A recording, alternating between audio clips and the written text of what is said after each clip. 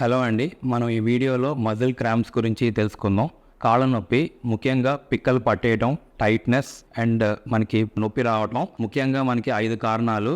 Over exercise, శక్తికి మించి మనం ఎక్కువగా జాగింగ్ కానీ, రన్నింగ్, నడవటం, లేదంటే వైటమిన్ డెఫిషియన్సీ, B12 కానీ వైటమిన్ D కానీ డెఫిషియన్సీ ఉండటం వల్ల, mineral deficiency, iron, magnesium and zinc deficiencies, dehydration, per day 3 to 4 litres of water intake లేకపోవటం, ఎక్సెస్ ఆల్కహాల్ ఇంటేక్ అండ్ మెయిన్గా సయాటికా.